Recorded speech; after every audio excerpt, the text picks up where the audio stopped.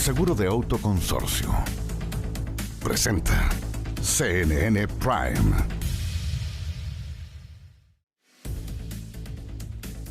Hola, ¿cómo están? Bienvenidas, bienvenidos a CNN Prime. Hoy nos va a acompañar el diputado electo por la Democracia Cristiana, Álvaro Ortiz. Ustedes saben que hay harta conmoción en la DC y cosas están pasando a raíz de la decisión del expresidente Eduardo Frei Ruiz-Tagle de tomarse una foto y manifestar coincidencias en temas fundamentales con José Antonio Kast.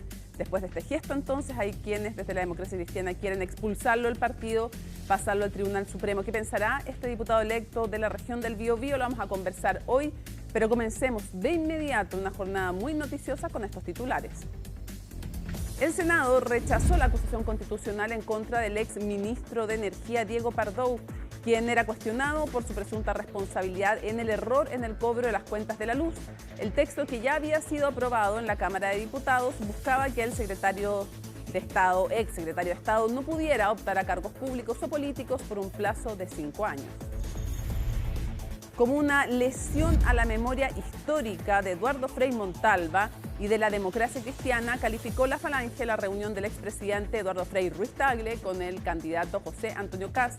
Por esa razón, mañana se va a reunir la colectividad para definir el futuro del exmandatario como militante, quien señaló que coincidía con Kast en temas esenciales. La Teletón y el Banco de Chile lanzaron la campaña de recaudación de la fiesta solidaria que va a comenzar el viernes. La entidad financiera va a contar con cerca de 3.000 puntos de recepción de dinero desde Arica a Puerto Williams. Además de las donaciones digitales, se va a contar nuevamente con cajas auxiliares en algunas estaciones de metro, en el aeropuerto de Santiago y en diferentes centros comerciales. Y en temas internacionales, la Casa Blanca dijo que aún hay algunos puntos delicados que deben resolverse respecto a las negociaciones entre Rusia y Ucrania. La secretaria de Prensa estadounidense aseguró que aún se requieren más conversaciones, mientras que el presidente Donald Trump reiteró que están muy cerca de alcanzar un acuerdo. Todo esto y mucho más, aquí comienza CNN Prime.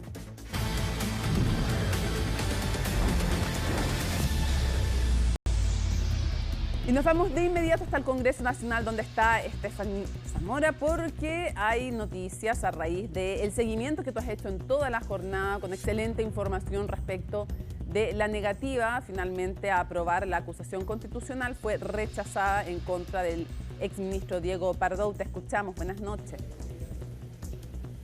Hola, buenas noches, Mónica. Sí, ha sido una jornada bastante larga con respecto a la acusación constitucional del exministro Diego Pardo, la que finalmente terminó rechazando la sala del Senado, quien actuaba como jurado luego de que esta acusación fuese aprobada la semana pasada por parte de la Cámara de Diputados. El capítulo 1 resultaron a favor 17 votos, 28 en contra y una abstención, mientras que el segundo capítulo de esta acusación tuvo un empate de 21 votos, ambos de oficialismo y de la oposición. Hubieron opiniones divididas y también un largo debate durante la jornada de la tarde, específicamente para explicar por qué iban a dar su voto los senadores que estaban participando entonces en la sala, que finalmente se resolvió entonces rechazar esta acusación constitucional contra el exministro Pardo, quien finalmente, por parte de su defensa, señalaba que él ya había pagado con respecto a lo que había sido su salida por parte de la cartera de Energía, y que finalmente solamente lo que se estaba haciendo ahora era un juicio civil que finalmente lo quería inhabilitar para ejercer los cargos públicos, sobre todo pensando en que él es docente de la Universidad de Chile. Así que una vez que se supo este resultado, el exministro obviamente estaba muy feliz de la situación, recibió abrazos y muchos saludos por parte de los parlamentarios que se encontraban en ese momento en la sala, y también por parte de los ministros que lo acompañaron durante esta jornada, como el ministro del Interior Álvaro Elizalde y también la ministra de las Express, Macarena Lobos, quienes los acompañaron durante esta jornada. El exministro Pardo también dio declaraciones posterior a lo que fue la acusación constitucional y se mostró bastante emocionado de haber salido ileso, sobre todo con el hecho de poder seguir ejerciendo este cargo público que señalaba él, el ser docente, ya que le recordaba a su padre, emocionado, lo mencionaba entonces en aquel punto de prensa que realizó posterior a la sala del Senado. Pasemos a escuchar declaraciones entonces por parte del exministro y también por parte del ministro Elizalde, que también le daba su apoyo, por supuesto, y que estuvo durante esta jornada acompañándolo. Escuchemos. Un número importante de senadores, tanto de gobierno como de oposición, compartieron el planteamiento de que la acusación constitucional no puede convertirse en un voto de confianza parlamentario, sino que tiene que tener causales jurídicas específicas y que esas causales jurídicas específicas no procedían en este caso porque se basaba en hechos falsos. Ahora eso, nuevamente, hay que tomárselo sin descuidar las críticas políticas legítimas que, de nuevo, como ciudadano, me llevo con la mayor humildad y entiendo que el gobierno también las está implementando para remediar la situación, las consecuencias materiales de estos errores. Lo que ha habido en el Senado fue una exposición brillante de parte del abogado de la defensa para dejar del todo claro que esta acusación carecía de fundamentos jurídicos. Queremos insistir en primer lugar en el llamado de utilizar adecuadamente los mecanismos de fiscalización que establece nuestro ordenamiento jurídico. Ya llevamos 9 acusaciones constitucionales, todas ellas carentes de fundamento. El gobierno reitera que se está trabajando en el caso de los cobros en excesos para la restitución de todos los recursos a las chilenas y chilenos. A veces es simple decir que se pertenece a tal o cual coalición y votar conforme a líneas partidistas. Aquí hubo senadoras y senadores valientes que finalmente ejercieron el cargo con la dignidad que corresponde. Claro, y pese a este apoyo que tenía por parte del gobierno, aún así hubo parlamentarios que votaron, que eran del oficialismo, que votaron a favor de esta acusación constitucional y también otros que son de la oposición que también estaban a favor de esta acusación constitucional. Y pese a que ya estaba totalmente zanjado este tema y que la acusación ya había sido rechazada, seguían hablando sobre la situación de que el ministro debía haber pagado por el exceso de deudas por parte de el aumento que ha tenido las boletas de la luz en todos los chilenos con respecto a lo que señaló la empresa entonces Transelec. Al respecto se refirió el senador Rojo Edwards, que también comentaba esta situación. Escuchemos. Es evidente que el ministro supo lo que estaba ocurriendo. Sus equipos supieron, firmaron los decretos y por lo tanto son responsables de lo que ocurrió con estos millones de chilenos que pagaron de más en las cuentas de la luz. Acá lo que se acaba de aprobar por parte de la izquierda es que vale, y ellos así lo dicen, un silencio estratégico en un contexto democrático. O sea, si hay una información que le puede hacer daño a su gobierno, está ok simplemente callar a pesar de que eso afecte a millones de chilenos. Y eso es lo que ha ocurrido hoy día, y yo por eso lo lamento, este Senado no ha estado a la altura de lo que hoy día debió haber ocurrido, que es haber enviado una señal política de que los ministros no pueden permitir estafas a los chilenos sin tener un castigo.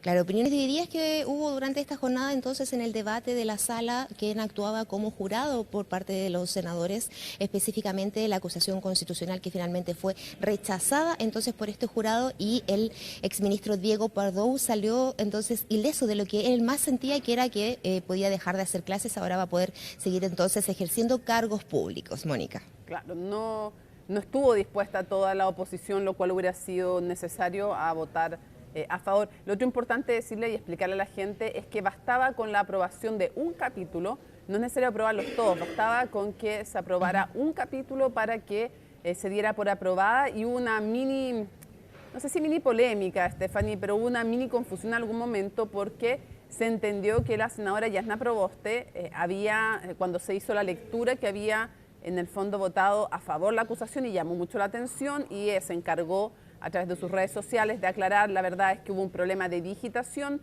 yo voté en contra de los 2 capítulos de la acusación, pero eso fue en medio de toda la tensión, un tema que se agregó al momento político, y bueno, entonces va a poder seguir efectivamente realizando clases, porque ese era el tema, poder hacer para él uno de los temas relevantes, aparte de lo que significa ser acusado constitucionalmente, no es solo no poder postular a cargos de representación popular, sino ningún cargo en la función pública, entre ellos hacer clases en universidades públicas.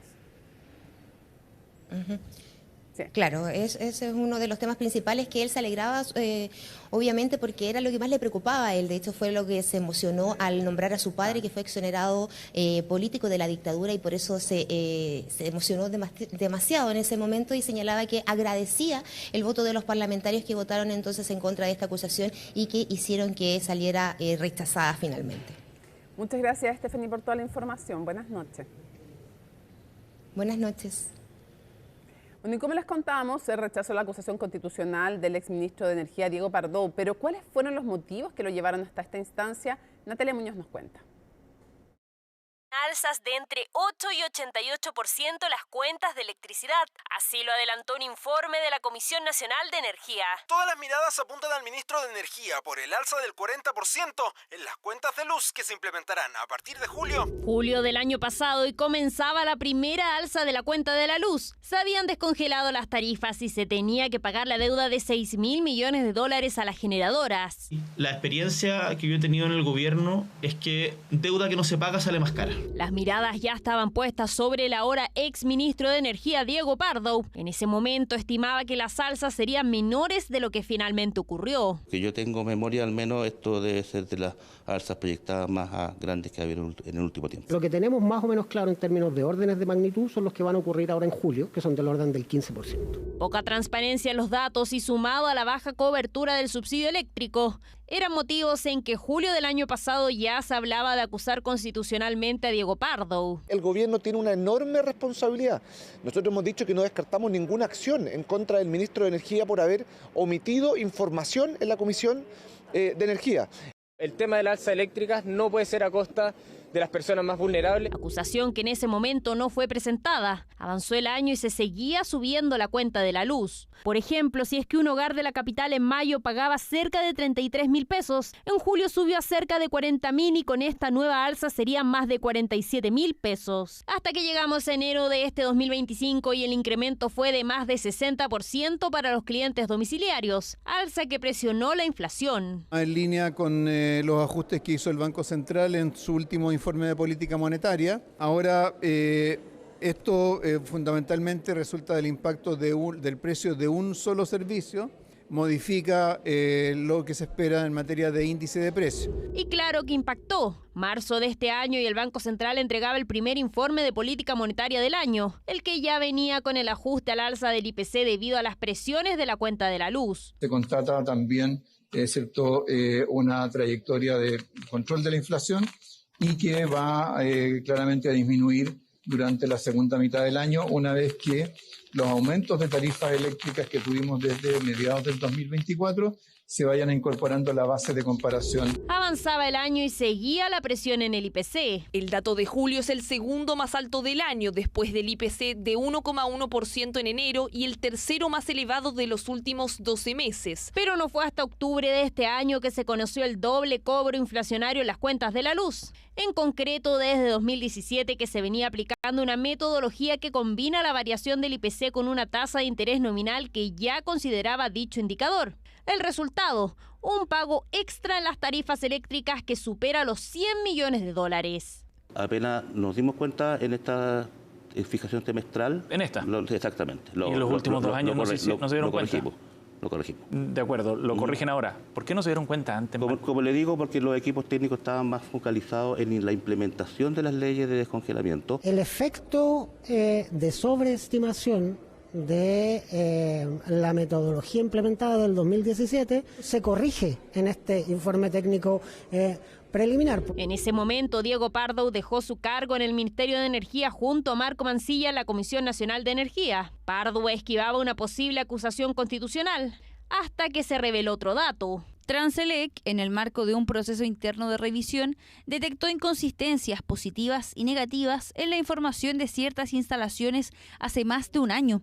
A fines del 2024, la empresa comunicó de manera oportuna y voluntaria esta situación al Ministerio de Energía, a la Comisión Nacional de Energía y al Coordinador Eléctrico Nacional. Sobre la demora en informar a la ciudadanía, Pardo aseguró que no quería alarmar. Contradicciones y errores que llevaron al exministro de Energía a la acusación constitucional en el Congreso. Seguimos avanzando para contarles qué controversia generaron las palabras del actual miembro del comando de Janet Jara, Carlos Ominami, quien en conversación con Tolerancia Cero criticó las medidas migratorias del candidato José Antonio Kast.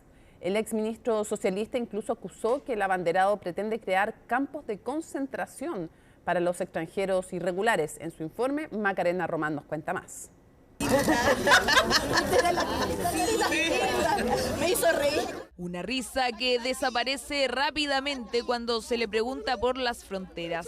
Mucho más cuando debe responder por dichos de un integrante de su comando. El histórico militante socialista Carlos Ominami no se guardó nada a la hora de criticar las medidas migratorias de José Antonio Kast. Los migrantes irregulares, para que José Antonio Kast sepa, son 337.000, de los cuales 77.000 son menores de edad.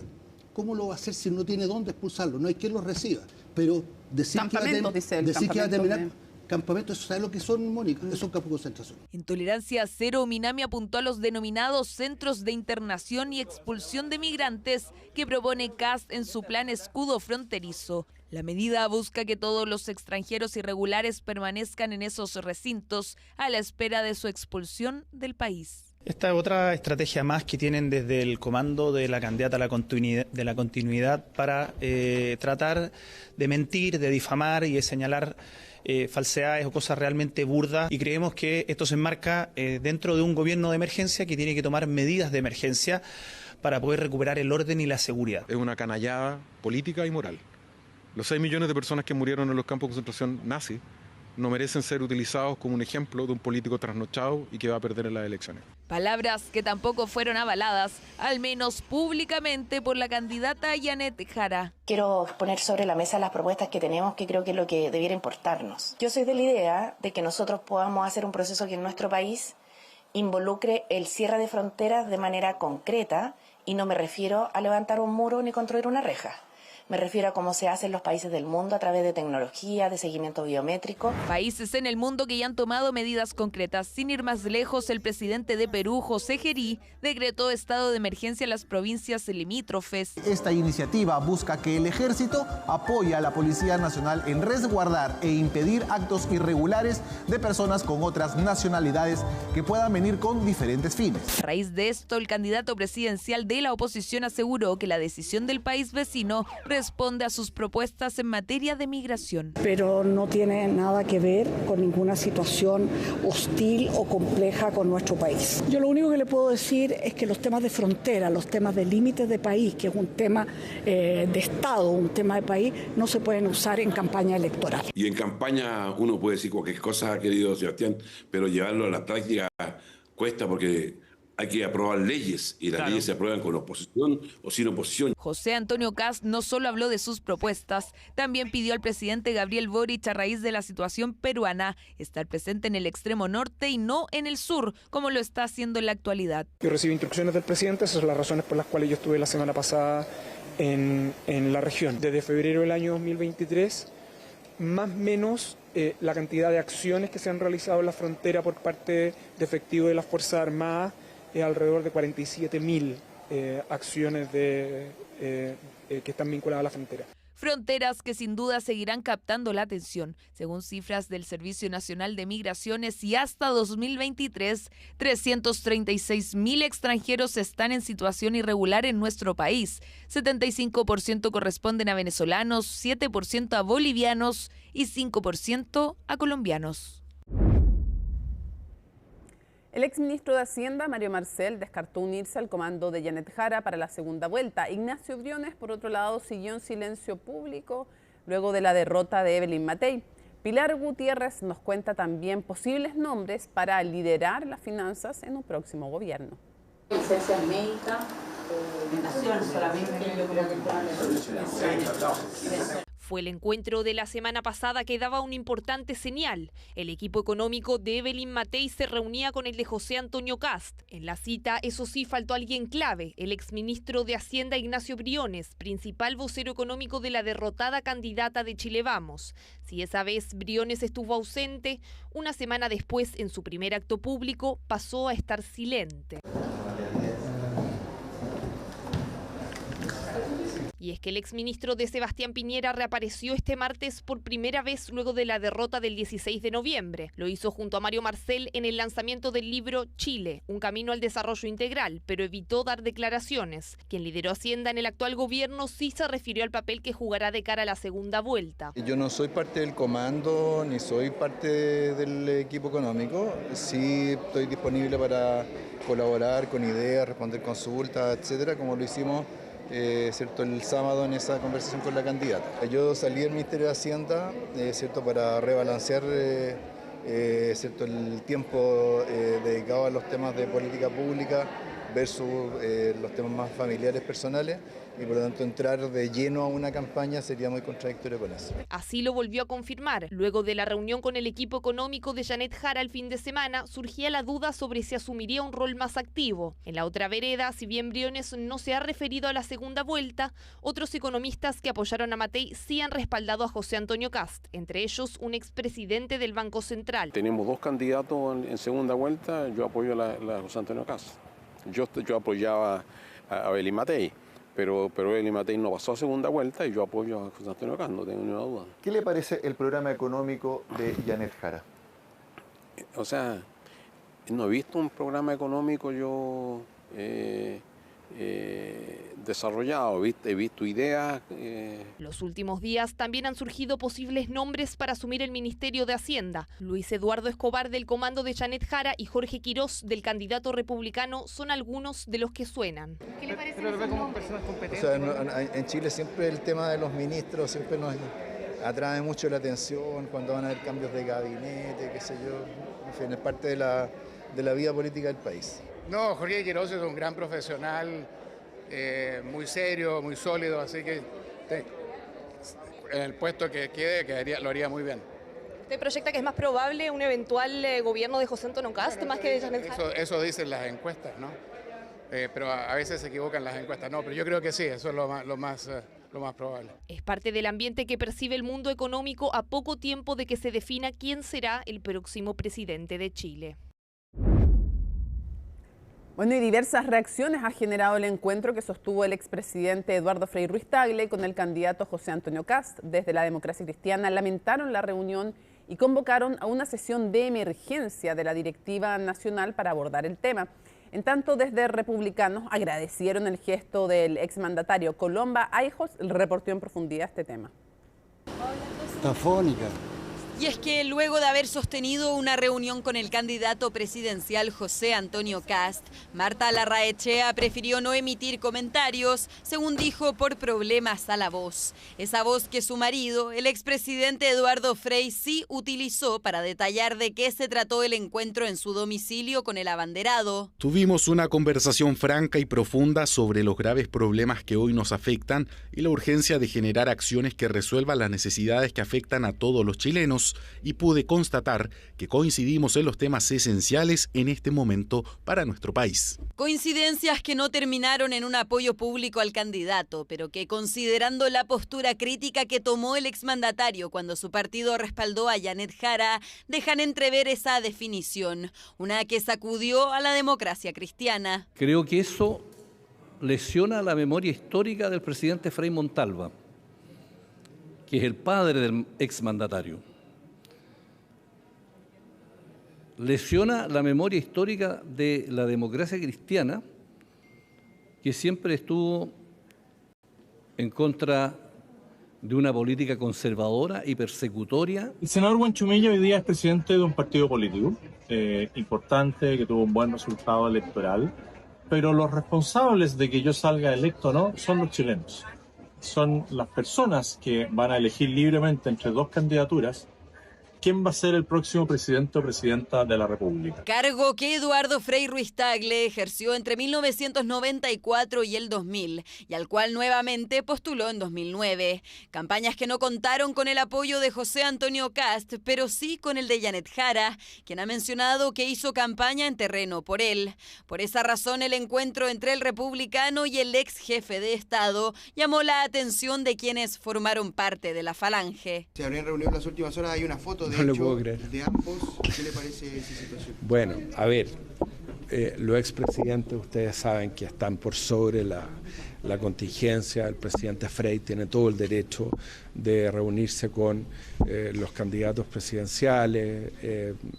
Siempre los expresidentes están por sobre el tema electoral. Nuestra candidata Janet Jara, ella, ¿no es cierto?, permanentemente en las dos campañas del presidente Frey estuvo con él, hizo campaña, hizo puerta a puerta y votó por él.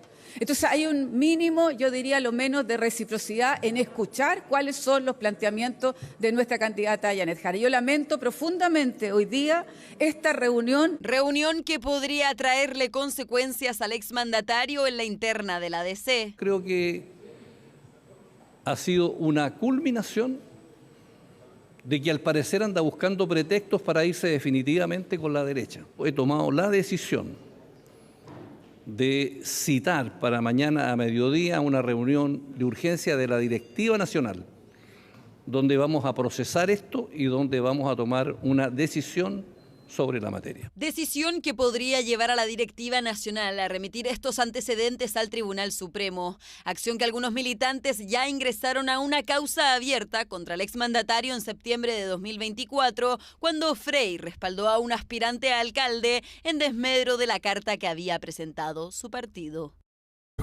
Está presentando CNN Prime.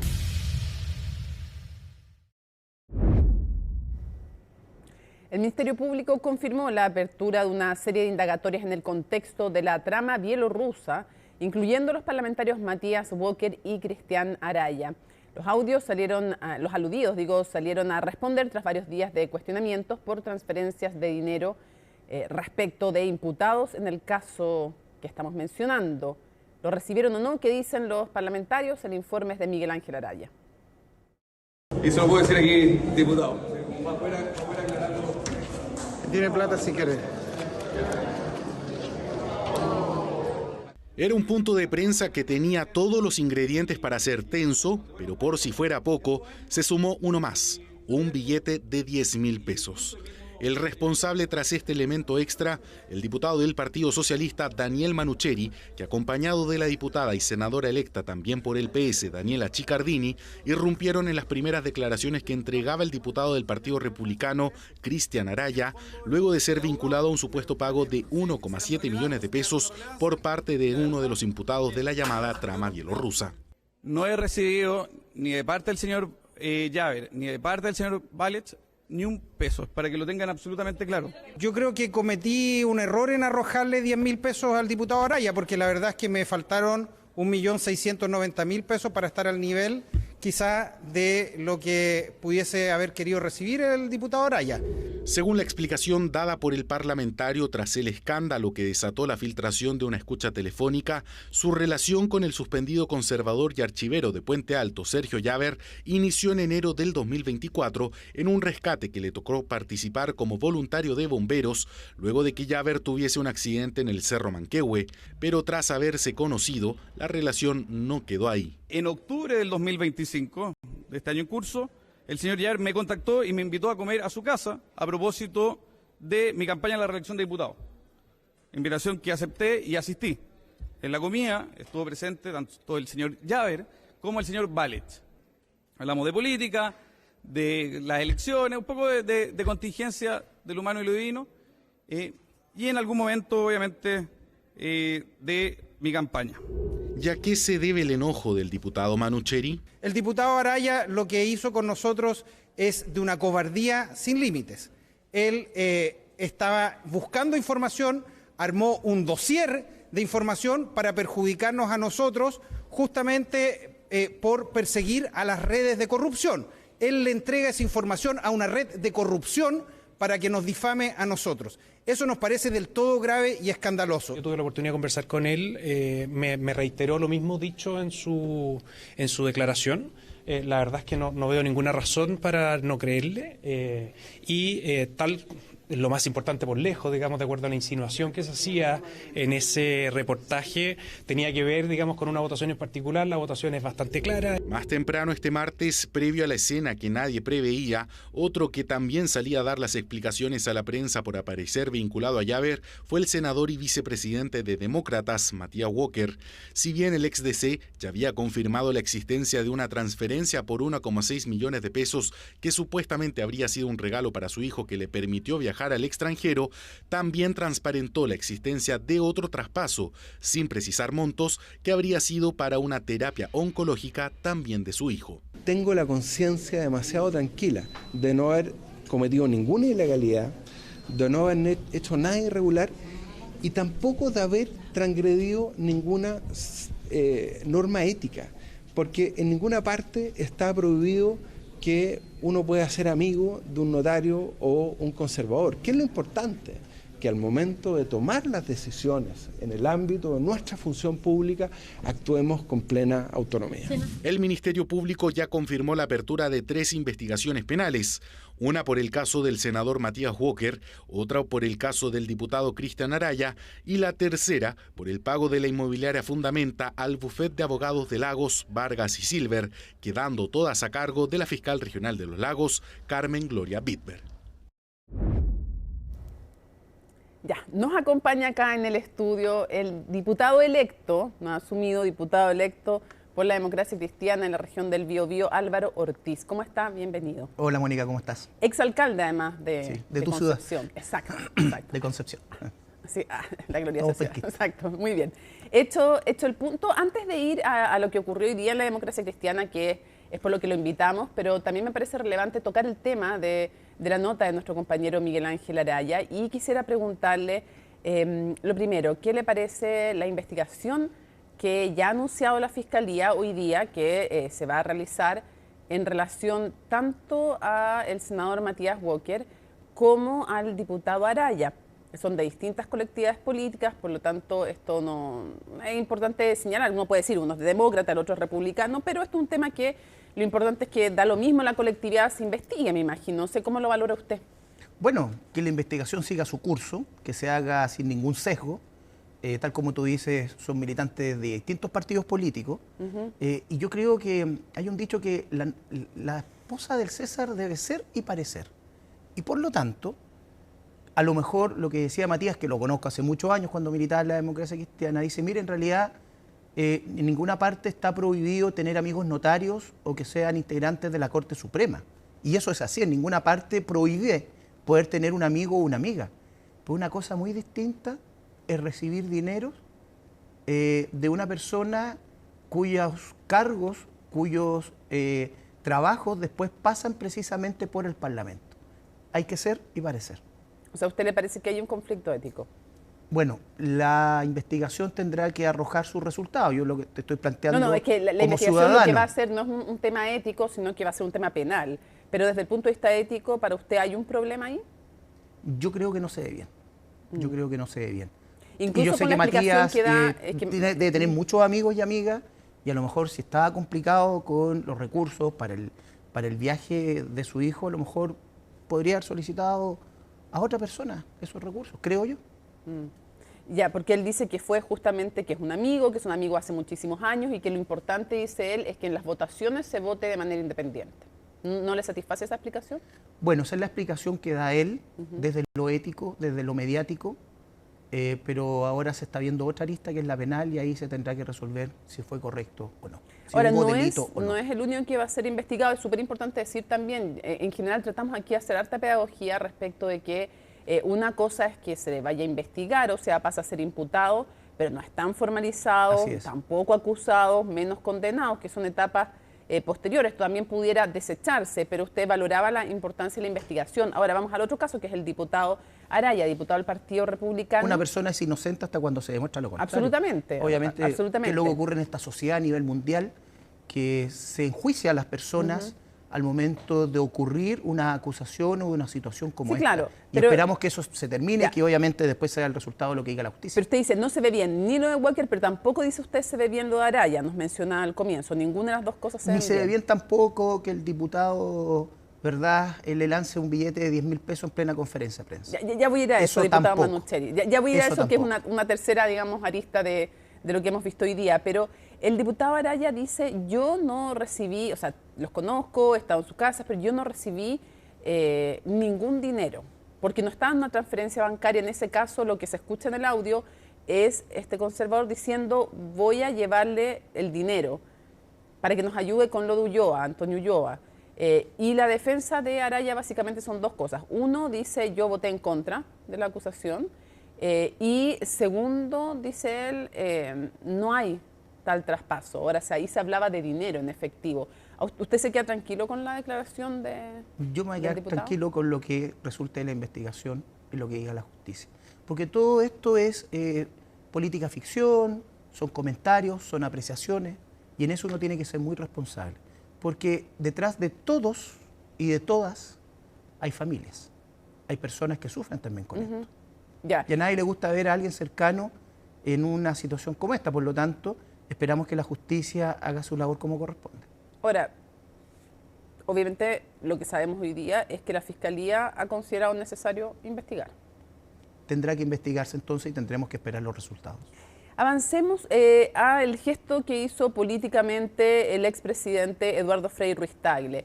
En términos generales, ¿qué le pareció este gesto a José Antonio Kast? A semanas de una segunda vuelta, ningún hecho político o gesto es casual. O sea, aquí claramente hay una intención. Quiero destacar mi respeto y mi admiración por el militante de mi partido, expresidente de la República, senador de la República, Eduardo Frei Ruiz-Tagle. ¿Verdad? Le tengo cariño, le tengo aprecio, le tengo respeto. Pero creo que en lo que sucedió hoy día, creo que fue inoportuno. Creo que por más que se diga que yo no llamé a votar por él, pero sí en su comunicado dice coincidimos en diferentes temas esenciales para Chile. O sea, lo que ocurrió hoy día fue un gesto político de apoyo a Kast. Y eso me imagino que para nadie le puede dar una segunda lectura. Eso es. Ahora, está bien, cada uno se puede reunir con quien quiera.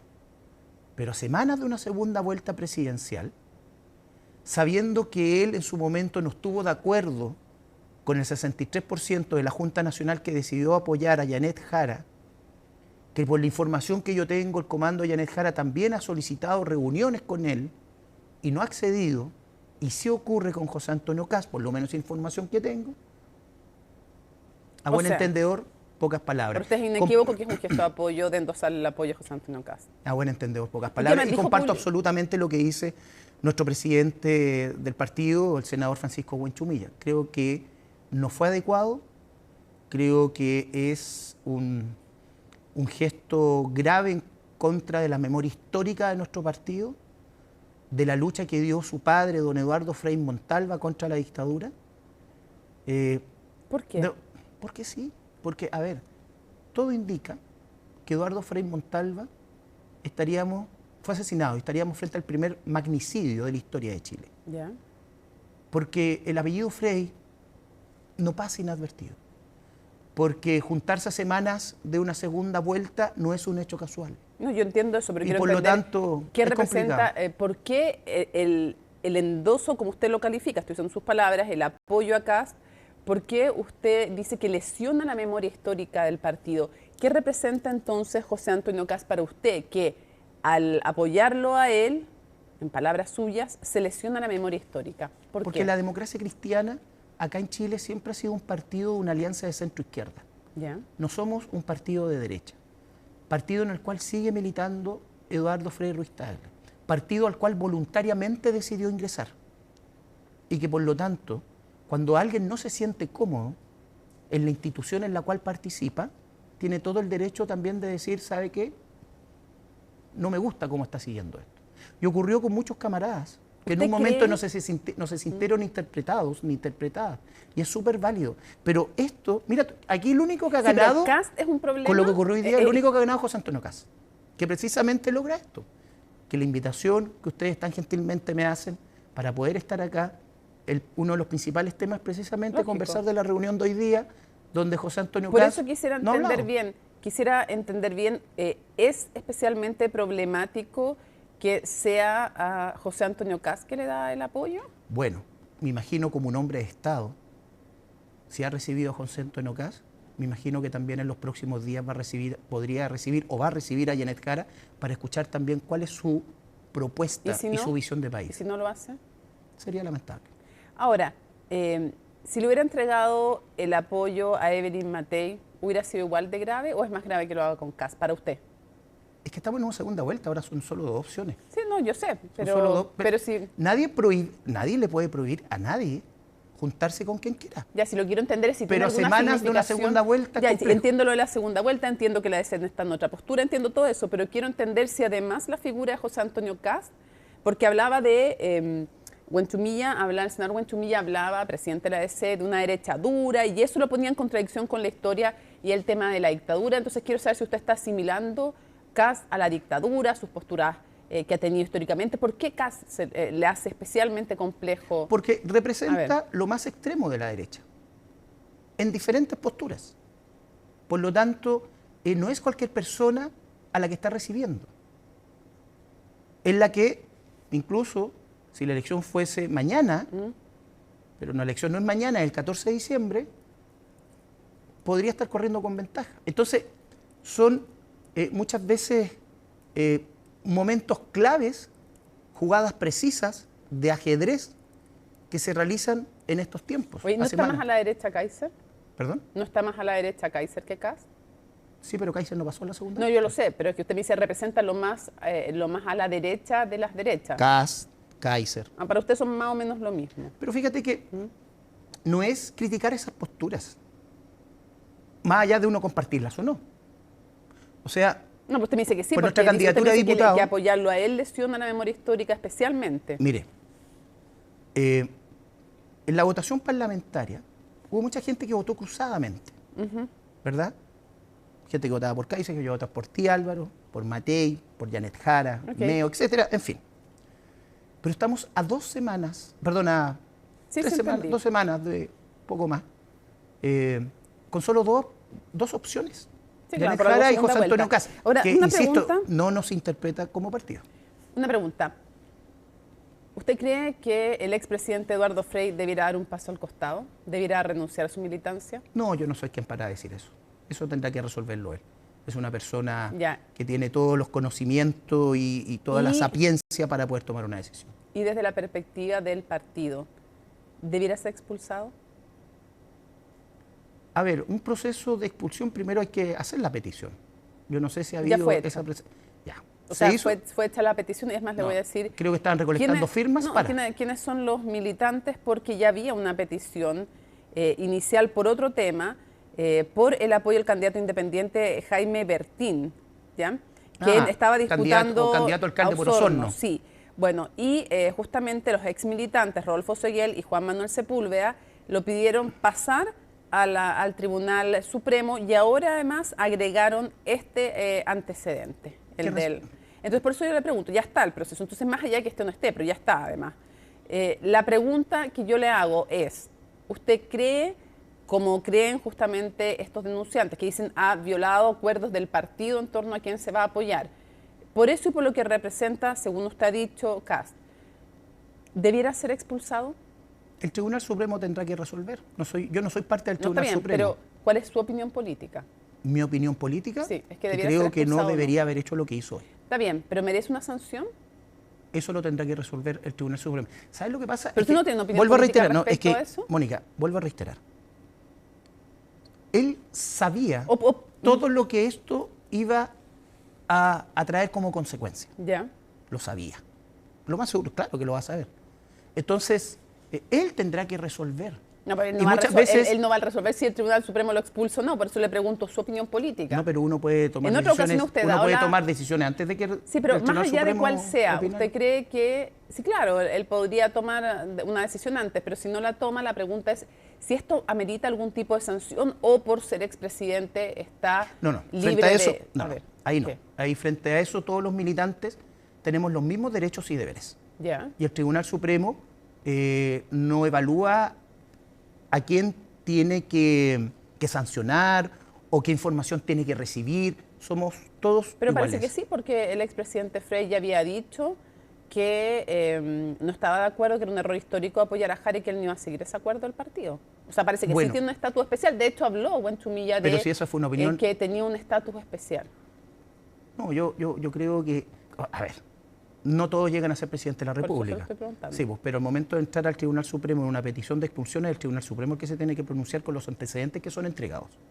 Ahora, la democracia cristiana en la Junta Nacional no dijo en un 100% que hay que apoyar a Janet Jara u otra candidatura. Un 63% dijo estamos de acuerdo con apoyar a Janet Jara. Entonces él no era del 63%. Sí, claro, está claro que no lo era. Y lo que dijo fue su opinión. Públicamente. El punto si merece algún tipo de sanción, sea cual sea la que se decida. O nada, o da lo mismo, no debiera tener algún tipo No puede de dar lo sanción. mismo. Esperamos que el Tribunal Supremo actúe en consecuencia. O sea, que tome alguna decisión sancionatoria. Que actúe en consecuencia. Porque yo no le puedo decir, ¿por qué? Porque si pero ellos deciden, pero, según los antecedentes pero que eso hemos quiere recibido... Decir, eso quiere decir que tome una acción sancionatoria de la gravedad que decida que corresponde. Cuando el Tribunal Supremo entrega un resultado y da una opinión, lo da con fundamento. Por lo tanto, la opinión que entregue tendrá que venir muy bien fundamentada. Ya, parece que no me va a querer decir. Como que nadie quiere decir, salvo Pero es que es lógico, Mónica, porque yo no puedo... A ver, estábamos hablando recién que una persona es inocente hasta cuando no se demuestre lo contrario. Ya, pero aquí no hay ni una... está claro lo que pasó. Estamos llevando, guardando las proporciones. Sí, pues, pero los antecedentes que fueron entregados, el Tribunal Supremo tendrá que evaluar si amerita o no una sanción. Ya. Usted podría dar su opinión política al respecto, pero en fin. Quiero preguntarle... Es que ¿sabes lo que pasa, Mónica? ¿Sí? Yo estoy acostumbrado a respetar la institucionalidad y no a correr con colores propios solamente como para lograr pantalla, que con mucho respeto ustedes me la están dando ahora para poder dialogar. Pero claro, pero yo no puedo llegar acá y decir, este es el titular, porque yo me tengo que hacer responsable de eso. Ya. No, pues igual hay mucha gente que ha opinado respecto de si alguien merece una sanción o no en un tribunal. Y yo opiné, pues. Dije, no me parece lo que hizo hoy día. Sí, pero respecto si merecen o no sanción, muchos han opinado respecto a distintos partidos políticos en distintas situaciones. Pero en fin, quiero preguntarle si usted está cómodo con el apoyo de la DC a Jara. ¿Usted estuvo cómodo desde el principio? Mire... ¿O fue del 30 y tanto por ciento que no estaba de acuerdo y se sumó? Mire, yo creo que hay cosas que comparto con Janet Jara y otras que no. Ya. Yo creo que los acuerdos se respetan y lo vamos a respetar. Yo además soy presidente regional de la democracia cristiana. Pero yo le pregunto otra cosa, despejemos la primera cosa. Cuando usted tuvo que pensar, no sé si le tocaba votar en la Junta, me imagino que sí. ¿Usted votó a favor de apoyar a Jara o no? A mí me hubiese gustado haber seguido con la candidatura de Alberto Undurraga.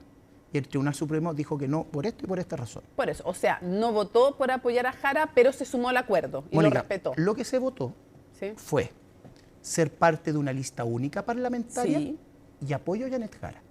Y yo voté por esas alternativas. Bueno, de hecho fue candidato. Y el tiempo nos dio la razón. Fíjate que en la región del Biobío, Distrito 20 y Distrito 21. ¿Yo hubiera preferido que se siguiera con el tema de Undurraga si eso no estaba dentro de las alternativas? Porque en su momento se dijo que no correspondía, porque el Tribunal Supremo dijo que habían cosas que no permitía que Alberto Undurraga siguiera en competencia. No, porque había un mandato solamente para una instancia y no para que siguiera hasta el final la candidatura. Ya, pero usted en el fondo estuvo de acuerdo con la decisión de apoyar a Jara. ¿Qué es lo que no le acomoda de la candidatura de Janet Jara? ¿Con quién no está cómodo? Mira, hay cosas, por ejemplo, de forma. A ver. No me gustó que no hubiese ido al TDO. Formas. Fondos, pueden haber otros. Yo creo que cuando ella decide mantenerse en el Partido Comunista, creo que podría haber evitado eso, podría haber dado un paso al costado, porque es la candidata de una alianza de centro-izquierda, donde el centro lo marca precisamente la democracia cristiana. Ahora ella ha dicho que no puede por el tema antidísculo, pero usted dice podría haber hecho un gesto simbólico a lo menos. Por supuesto. ¿Eso le hubiera gustado? Por supuesto. ¿Le complica a usted que sea comunista, militante comunista? No, yo tengo claro que los comunistas no se comen las guaguas, yo tengo grandes amigos en el Partido Comunista y de derecha y extrema derecha también, pero una cosa es lo que uno puede conversar, lo que puede compartir, pero uno también son los principios, valores y la visión de sociedad que tiene. ¿Usted cree que en esta candidatura es una mochila el Partido Comunista? ¿Perdón? ¿Usted cree que en esta candidatura para Janet Jara es una mochila ser comunista? Sí, yo creo que mucha gente lo evalúa así. Como una mochila. Como, ¿Y por qué? no sé, yo creo que no. Chile quizás... bueno, hago un paréntesis ahí. Vamos viendo todo lo que se dice en redes sociales, todo lo que sale en prensa muchas veces. Entonces, yo creo que a lo mejor no le juega a favor a ella, su militancia. Y eso la gente, uno también cuando recorría las ferias, las poblaciones, claro.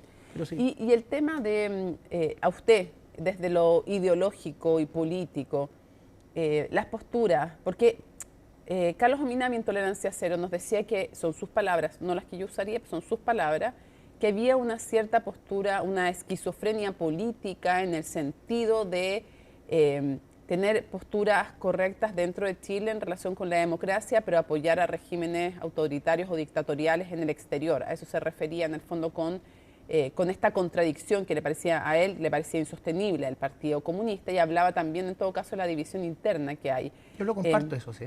¿A usted esas posturas internacionales del PC le complican? Absolutamente. Absolutamente. Comparto lo que dice Ominami. Ya.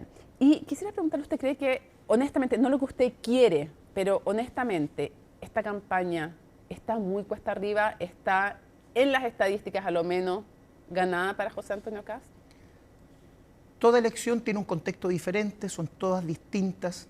Ahora son solo 2 posiciones. ¿Está puesta arriba primero? El comando Janet Jara apostaba a sacar de un 35% hacia arriba en primera vuelta, lo cual no se logró. La votación que saca José Antonio Kast, Kaiser, Parisi, Evelyn Matei, da una sumatoria compleja para Janet Jara, pero la elección es el 14 de diciembre. Pero está cuesta arriba con ese panorama que me Es que nunca han habido elecciones ganadas a priori.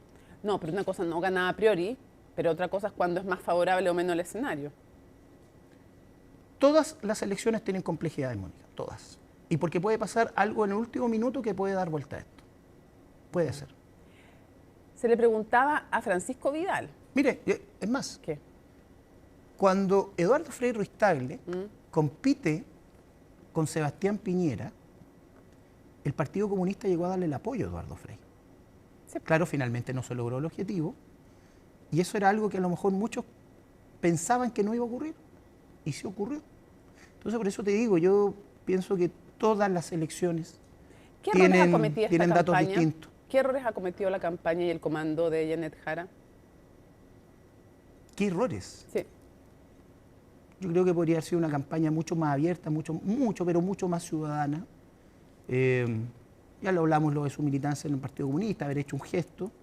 Pero fíjate que yo no vengo acá para hablar de los errores. Yo creo que podemos hablar perfectamente cómo podemos avanzar y cómo se puede lograr un triunfo. Ahora, en lo que a nosotros respecta, quienes vamos a integrar el Parlamento desde el 11 de marzo en adelante, nosotros vamos a tener que trabajar con la decisión que se toma el 14 de diciembre por parte del país. Y eso lo demostré como alcalde, trabajando con Piñera, con Sebastián Piñera, Michelle Bachelet y el actual presidente. En ese sentido, usted, porque le preguntaron a Francisco Vidal, o sea, hombre clave hoy día en el comando, y le decían, ¿qué porcentaje de posibilidades le ves a que gane Kast y qué porcentaje que gane Jara? Y él decía 2/3 que gane Kast, en términos de posibilidades, 1/3 Jara. ¿Usted comparte esa visión? Puede ser, pero... O sea, usted diría que hoy día, en términos de posibilidades, sabiendo que la cosa se juega en las urnas, como un 60% que gane Kast y un 30%. La única encuesta que vale es la del 14 de diciembre, cuando se abra la urna y se cuentan los votos. Está como en esa idea más o menos de porcentaje. Nosotros estamos trabajando para que la candidata de la democracia cristiana pueda ganar. Me imagino. Ahora, yo le pregunto, ¿usted coincide con Francisco? En Concepción, en la comuna de Concepción, que es una de las comunas, ¿verdad?, del Distrito 20, no ganaron las candidatas a diputadas o a diputados de José Antonio Kast. Ganamos nosotros. Y eso es un voto que de manera transversal, que se trabaja por años.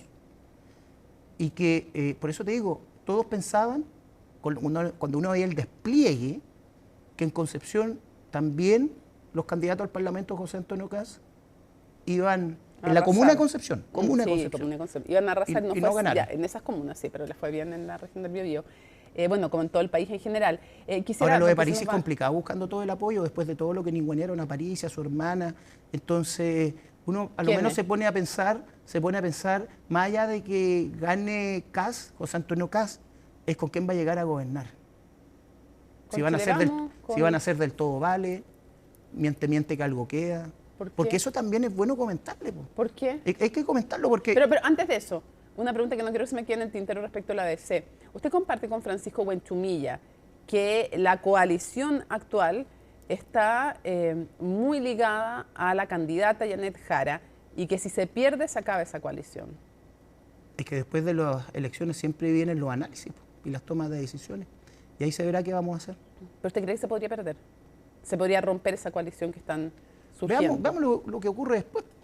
Pero para eso tenemos que ver primero el resultado, según los datos. ¿Pero usted es partidario de seguir o no con esa coalición? Yo siempre he sido partidario de este eje político que se adapta a la centroizquierda histórico que le dio gobernabilidad a Chile en diferentes gobiernos, que fue el Partido Socialista, la Democracia Cristiana, PPD... ¿Por eso usted quiere seguir con el Frente Amplio y el PC asociado o no?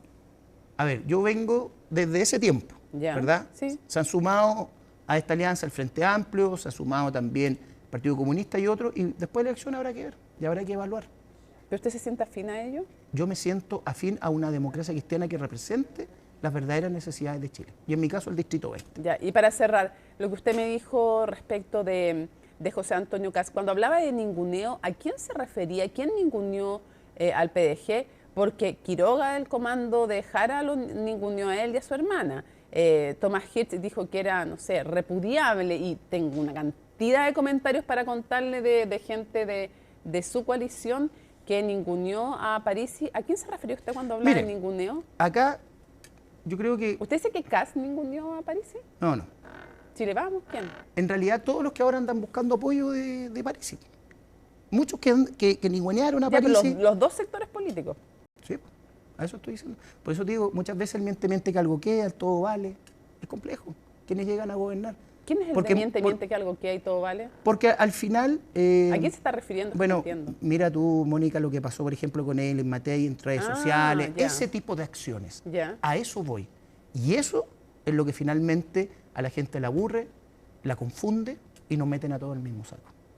Por eso cuando a lo mejor tú podrías decir, pucha, que poco cuñero, a lo mejor hubiese gustado otra frase, de haber dicho, ¿usted cree que a Freire hay que expulsarlo? No se ha dicho harta. Uno tiene que ser responsable en esto. Yo vengo para hacer un aporte en eso. Los dos sectores políticos ningunearon a Parisi. Cierro preguntándole si usted cree, como dijo Jaime Quintana, que no descartaba hacer una coalición política, incluso coalición de gobierno con el PDG. ¿Usted cree que tiene una afinidad con ese partido? Yo creo que tenemos que tener a lo mejor puntos que nos unen, otros que no. Habrá que verlo después de... Ahora, el fenómeno del partido... porque tenemos que cerrar. ¿Haría o no coalición con ellos? El fenómeno del PDG también ocurrió hace 4 años atrás. Y al 11 de marzo de 2026 no va a haber ningún diputado del PDG. Veremos cuál es el comportamiento de esta nueva bancada de diputados y diputadas del PDG en los próximos 4 años.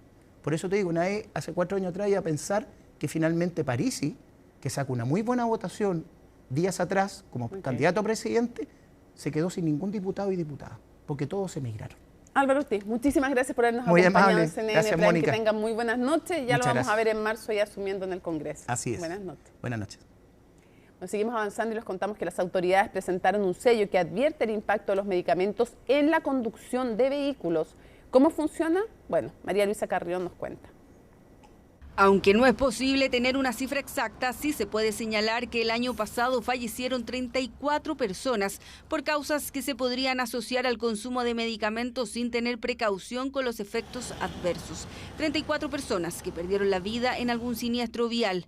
Por eso, desde ahora, cientos de remedios que pudieran ocasionar reacciones incompatibles con la conducción deberán tener un sello de advertencia. Este es el tipo de símbolo que vamos a tener. El medicamento va a ser el mismo que siempre tenemos, solo que con el agregado, ¿verdad?, de este triángulo rojo con el vehículo y con una indicación de que a los conductores se les recomienda ver el folleto. Esta es una política que está avalada también en la experiencia internacional Es una política que uno la puede ver, por ejemplo, en los medicamentos en España, en Francia, en Alemania, en Japón. Y vemos con satisfacción que nuestro país también avanza en ese sentido de poder advertir oportunamente a una persona que adquiere un medicamento como este, que tiene que consumirlo, el que van a haber efectos probables y que tiene que estar advertido para tomar las precauciones correspondientes. Así, este sello no será una prohibición, solo una advertencia sobre los efectos que podría tener en su capacidad de reacción. ¿Qué medicamentos entran en este listado? Por ahora serán 22 principios activos los que deberán tener este logo en su caja, entre ellos clonazepam, clotiazepam, diazepam y ciclobenzaprina, además de la clorfenamina y metamizol, entre otros. Si uno va a conducir, pero siente algunos síntomas relacionados con somnolencia, vértigo, mareos u otro tipo de síntomas sistema nervioso central que podrían eventualmente afectar a la conducción, se consulte al médico, al químico farmacéutico u a otros profesionales de la salud. Todas situaciones que podrían lamentablemente generar un siniestro vial.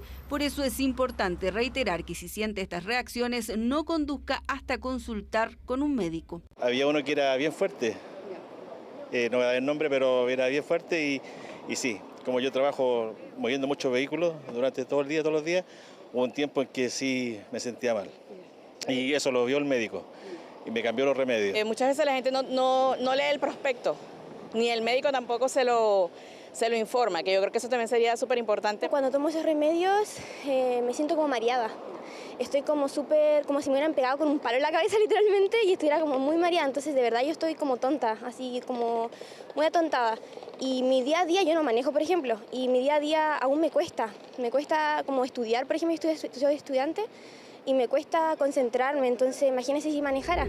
Este ajuste en el rotulado rige para todos los medicamentos con estos principios activos, aunque sean combinados con otros. La sola presencia obliga a colocar el sello, rige para los fármacos registrados en el ISP, pero hay plazos.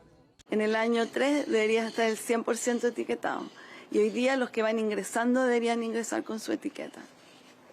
Hay algunos, por ejemplo, que nosotros tenemos en revisión, que ya entraron a la revisión nuestra sin etiqueta porque entraron antes de la fecha.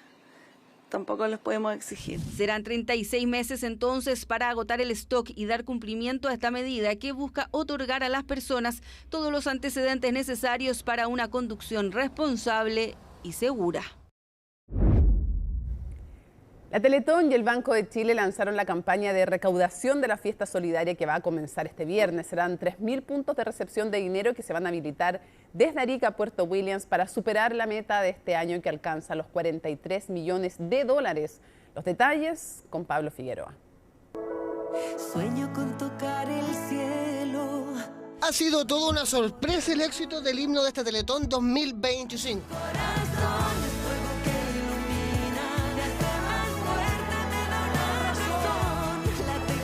Es que la canción de Miriam Hernández ha tenido una gran aceptación y un gran número de reproducciones, tanto en Spotify como en YouTube. También toda una sorpresa ha sido el carisma de Alan, el embajador de esta versión de la Teletón 2025. Mi experiencia ha sido muy bonita, la verdad. Es una misión muy grande, representar a más de 32.000 familias que se atienden a lo largo de todo Chile en los institutos. Y bueno, les quiero decir a todos que este 28-29 de noviembre ya es muy pronto la Teletón y bueno, que apoyen para que así podamos superar la meta. Yo estoy seguro de que lo vamos a lograr. La meta para este año es llegar aproximadamente a los 43 millones de dólares debido a la pronta inauguración de dos centros, uno en la región de Ñuble y otro en Rancagua. Tenemos dos institutos nuevos en O'Higgins y también en Ñuble que se agregan, una casa acogida en Chiloé, otra casa acogida en Santiago. Cada vez necesitamos más recursos para atender más y mejor. Ya hemos atendido 130.000 familias y tenemos 32.000 familias activas y entran 3.000 nuevos pacientes todos los años. Además, dentro de las novedades está el concurso dentro de Fortnite, donde habrá un stand con un concierto en vivo por parte de la Teletón y además habrá 3.000 puntos para que la gente pueda hacer sus donaciones a lo largo del país. La cuenta no hace falta, es la misma cuenta de siempre, 24.500 03, la cuenta que nadie olvida probablemente. Y la verdad que digitalmente es para cualquier banco. Mario lo ha dicho varias veces, nosotros hace mucho tiempo que lo hicimos de ser transversal, este es un tema país y por lo tanto cualquier cliente de cualquier banco puede hacerlo directamente a través del botón de pago. Pero lo más importante son los 3.000 puntos de recaudación que hay, más con las sucursales del banco. Bueno, la Teletón, la verdad que año tras año lo que hace es invertir todos los recursos que se recaudan en esta maravillosa campaña en la rehabilitación y en la inclusión de las 32.000 familias que estamos atendiendo. Es un trabajo que se hace de manera muy integral, un trabajo que es médico, que es kinesiólogo, que tiene que ver con la parte más psicológica, que tiene que ver con el arte, pero también con generar incidencia. Y todo en el marco de un evento que comienza el próximo viernes a eso de las 22 horas y en donde se cerrará en la madrugada del domingo en el Estadio Nacional, donde las entradas ya están completamente agotadas. Para un evento donde los artistas principales son Yuri, Miriam Hernández y, como ya es tradicional, artistas urbanos y por sobre todo la presentación del comediante Stefan Kramer.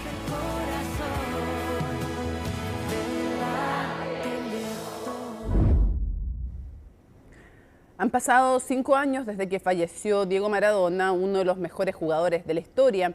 Hoy se le recuerda entre homenajes, pero también entre controversias. Farid Serené con el informe.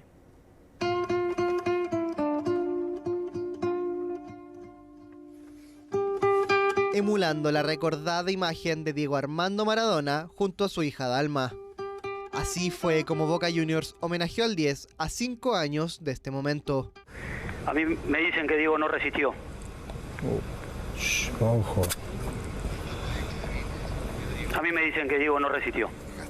Un lustro ha pasado desde la partida del que para muchos fue una especie de Dios en la tierra. Y de estos santuarios de más de 5 pisos de alto.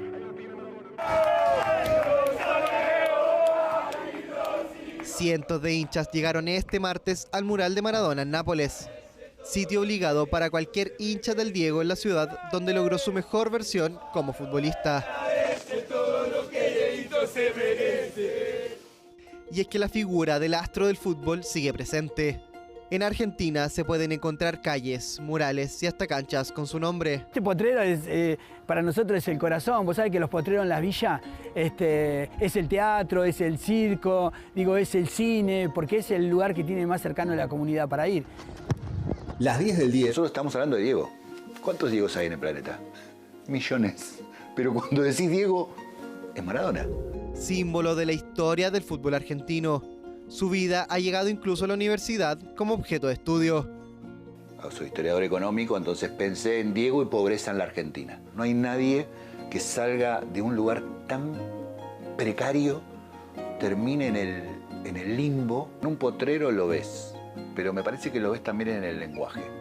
Dejó marcas en el lenguaje que sabemos que son de Diego y frases que mucha gente se entera luego de usarlas que son de Diego. Eso es una marca indeleble. 5 años de su muerte, pero un capítulo que no cierra, porque sigue habiendo dudas alrededor de su fallecimiento. Estaba muy mal, de verdad. Bueno, después vino la operación de la cabeza y bueno, pensé que era eso. Y después sí, obviamente que me sorprendió como todo el mundo el desenlace. Pero bueno, ahora lo que escuché recién de estas 12 horas de agonía es... La verdad que uno le da bronca y le hace muy mal. El primer juicio que buscaba resolver estas incógnitas fue anulado y terminó con la destitución de la jueza a cargo por grabar un documental de manera oculta. El nuevo proceso judicial será a partir de marzo de 2026. En el juicio, que no tendría que existir un juicio para saber el motivo de la desaparición de uno de los hombres más conocidos del mundo. No tendría que existir. Eso ya te duele. Imagínate cuánto más que haya una causa para saber sobre su muerte, sobre su desaparición. Un dolor que sigue marcando la vida de los argentinos. Sin dudas, Maradona en ese país fue mucho más que un gran futbolista. Yo elijo Maradona el potrero, el que fue a jugar solidariamente para un pibe que lo operaron. Yo creo que Diego cada vez que contestaba o cada vez que salía, nada, cuando dijo tenés que ser muy cagón para no defender a los jubilados, ese era el Diego. Entonces para nosotros el Diego inmortal. Como nos gustaría volver 5 para atrás, aunque sea por 5 minutos. para volver a chocar esos 5 con vos. Diego, ya pasaron 5 años, sin contar tu legado que es infinito. Una crisis hídrica afecta a nuestro país hace aproximadamente 15 años. Para enfrentarla se han planteado distintas alternativas y una que toma fuerza es la utilización de agua del mar. Un proceso que incluso mantiene al Congreso discutiendo sobre su regulación porque no genera pocos detractores. Federico Molina con la nota. La mega sequía que afecta a nuestro país, déficit de precipitaciones que amenaza con reducir a la mitad la disponibilidad de agua en los próximos 30 años, un panorama crítico y que ha obligado a buscar soluciones. Una de ellas ha sido mirar al mar. Uno de los principales actores privados que ha impulsado esta solución ha sido la Asociación Chilena de Desalinización y Reuso, ACADES. En ACADES nos juntamos varias empresas que queríamos desarrollar proyectos de agua. Nuestro objetivo es que Chile tenga agua, decimos siempre llueva o no llueva. Creo que tenemos que generar las condiciones para facilitar el desarrollo de este tipo de proyectos.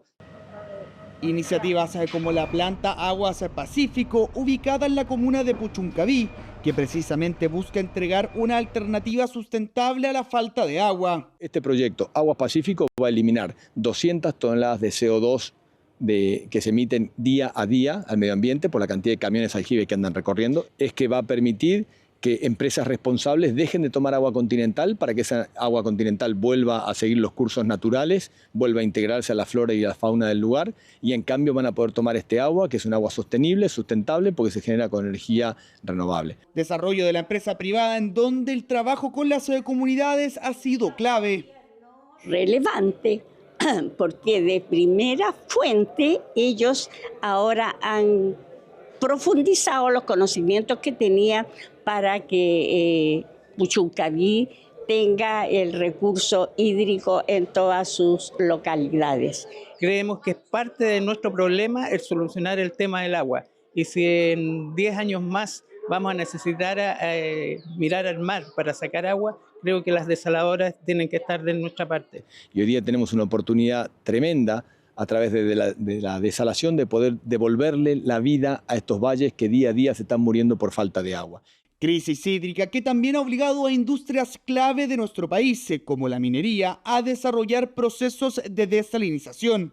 Pero es algo que ha contribuido enormemente a que el motor productivo principal del país pueda desarrollarse, pueda tener una visión a futuro mucho más adecuada y mucho más sostenible. Por lo tanto, es algo que desde la industria como ACADES queremos potenciar para que sea extrapolable. Uso de agua de mar que incluso se está discutiendo en el Congreso, en donde el proyecto de ley que busca regularlo ya está en su segundo trámite constitucional. El déficit hídrico es conocido a nivel nacional y esta es una de las vías que tenemos para poder ir mitigando, también apoyando a la minería. Hay casos muy exitosos, el proyecto que se está desarrollando en Quintero Puchuncaví. Es fundamental comprender que el estrés hídrico que hoy día tiene nuestro país es grave y por lo tanto el tener nuevas fuentes de agua, como lo es la desalinización, nos va a poder ayudar a poder solucionar este problema. Crisis hídrica que amenaza a nuestro país, donde está en juego un elemento central para el desarrollo. Todo el desarrollo de las ciudades, de las personas, de las comunidades, es en torno al agua. Sin agua no se puede desarrollar actividades de ningún tipo, ni económica, ni comunitaria. Problema latente y amenazante en donde una alternativa está en mirar al mar, que ocupa prácticamente el 97% de la tierra y que hoy en día aparece como una respuesta real. Muy buenas noches, comenzamos la revisión de las noticias internacionales en Conexión Global en CNN Prime. Y vamos a partir directamente en Venezuela, donde hoy el chavismo convocó una movilización en medio de las tensiones que están surgiendo con Estados Unidos. De hecho, esta manifestación estuvo liderada por el ministro del Interior, Diosdado Cabello. Y esto ocurre un día después de que Estados Unidos designara al Cartel de los Soles como una organización terrorista extranjera. Pero, ¿qué es el Cartel de los Soles? Laura Soto nos cuenta más. No a la guerra loca. El remix de un discurso de Nicolás Maduro ambientaba una movilización que el chavismo convocó este martes como una reivindicación frente a las amenazas de Estados Unidos. En la misma estuvo presente uno de los hombres más influyentes del oficialismo venezolano, el ministro del Interior Diosdado Cabello. Todo esto ocurre un día después de que Washington oficializara la designación del Cártel de los Soles como organización terrorista extranjera, una nueva presión sobre el líder chavista, a quien Estados Unidos acusa de encabezar esta red criminal. Hoy Marco Rubio, ustedes saben, sacó otro refrito, que si el Cartel de los Soles, que ahora es organización terrorista, ridículos, son unos ridículos. Se repiten y se repiten y se repiten y por eso van de fracaso en fracaso. El gobierno de Donald Trump acusa a dicha organización, al Tren de Aragua y al Cártel de Sinaloa de ser los responsables del tráfico de drogas a Estados Unidos y Europa. ¿Pero qué es exactamente el Cártel de los Soles? Su nombre surge en los años 90 como referencia a las insignias en forma de sol que llevan los generales venezolanos en sus uniformes. Según Inside Crime, centro especializado en el estudio del crimen organizado, el Cártel de los Soles no funciona como un grupo con jerarquía o ideología definidas. Comenzó como una red de tráfico de drogas al interior de las principales ramas castrenses venezolanas y con el ascenso de Maduro había fortalecido su colusión con estructuras del Estado. Y se utilizaba para describir la corrupción en la Guardia Nacional Venezolana vinculada al narcotráfico. Bajo el gobierno de Hugo Chávez, esta corrupción se extendió a todas las fuerzas militares. Y Maduro heredó esta corrupción. Maduro encabeza un sistema que permite e incluso fomenta la criminalidad como forma de asegurar lealtades y mantenerse en el poder. En 2020, el primer gobierno de Trump acusó formalmente a Maduro y otros 14 oficiales y funcionarios de alto rango, incluido Diosdado Cabello, por delitos vinculados al narcoterrorismo, corrupción y tráfico de drogas, cargos que el mandatario chavista ha negado en varias ocasiones. Consideramos que el régimen de Maduro es ilegítimo y el presidente se ha mostrado muy satisfecho con los exitosos ataques contra narcoterroristas y terroristas extranjeros que trafican drogas ilegalmente hacia Estados Unidos. No va a tolerarlo y pueden esperar que esos ataques continúen. Hagan lo que hagan, como lo hagan, donde lo hagan, no van a poder con Venezuela. Somos invencibles. Hagan lo que hagan. No han podido ni podrán jamás con nuestra patria. Jamás. Desde mediados de este año, Estados Unidos ha aumentado su despliegue militar en el Caribe, con más de una docena de buques de guerra y 15.000 soldados en la región. Sus ataques a supuestas lanchas narcotraficantes han dejado decenas de muertos. La designación de Estados Unidos de Cártel de los Soles como un grupo terrorista no modifica la naturaleza del narcotráfico a través de Venezuela. Lo único que hace es fusionar la guerra contra la droga con la guerra contra el terrorismo. Y eso quizás ofrece a Estados Unidos más herramientas y opciones judiciales. La designación de una organización extranjera como terrorista no autoriza acciones militares, sino sanciones financieras y diplomáticas. Sin embargo, Washington ya ha utilizado este tipo de denominación para legitimar públicamente sus ataques a embarcaciones en el Caribe y en el Pacífico.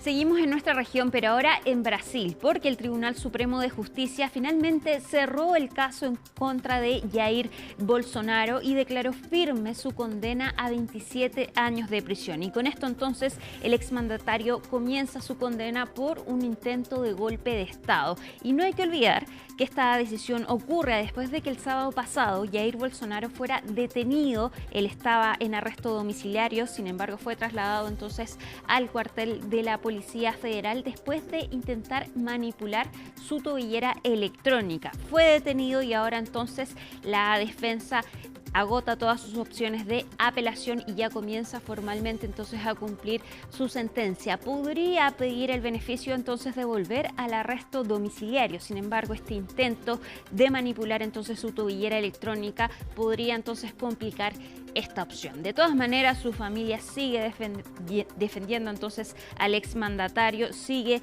diciendo que es inocente y que esto es un proceso más bien en contra de la figura de Bolsonaro. Escuchemos lo que dijo su hijo mayor, Flavio Bolsonaro. Estamos viendo que esto no es un proceso, sino una fuerza que lleva mucho tiempo en juego. Las decisiones se toman en función de quién es, no de lo que consta en los archivos. Un juego amañado.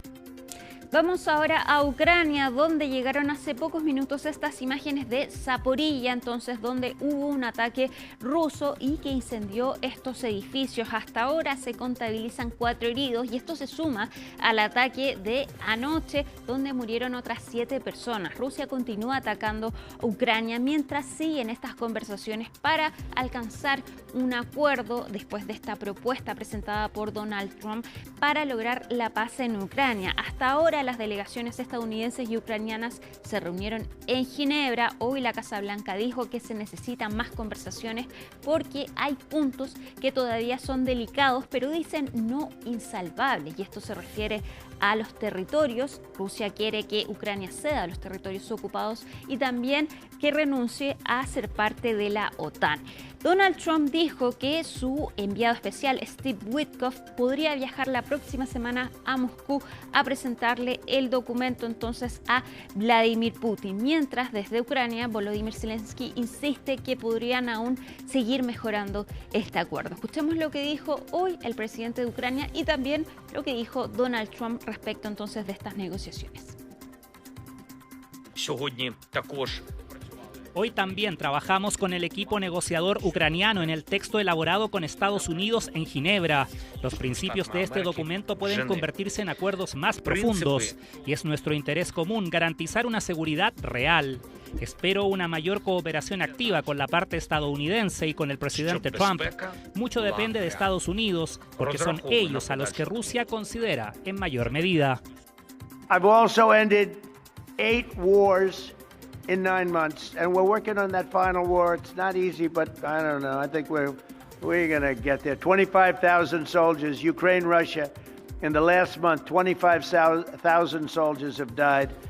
So I think we're getting very close to a deal. We'll find out.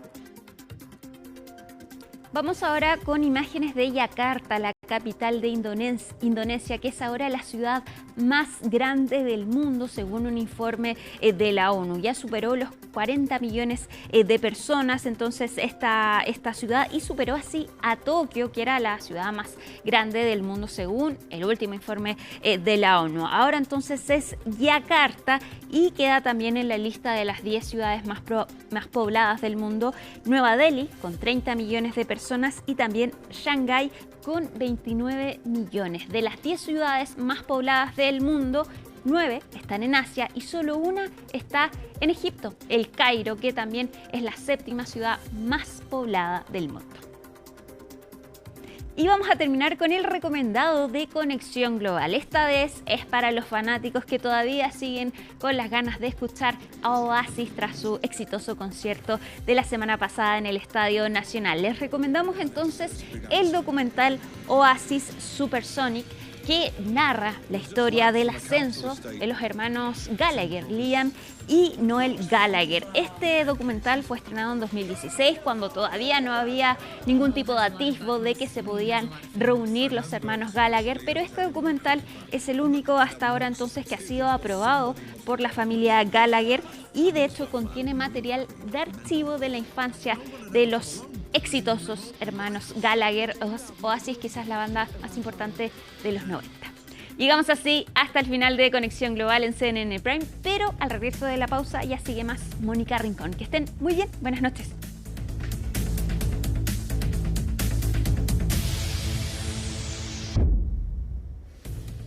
Termina CNN Prime, pero los dejamos en excelente compañía con Paloma Ávila y Futuro 360 y luego Fernando Paulsen y Última Mirada. Martes 25 de noviembre, así estuvo nuestro país y el mundo. Somos CNN Chile, buenas noches.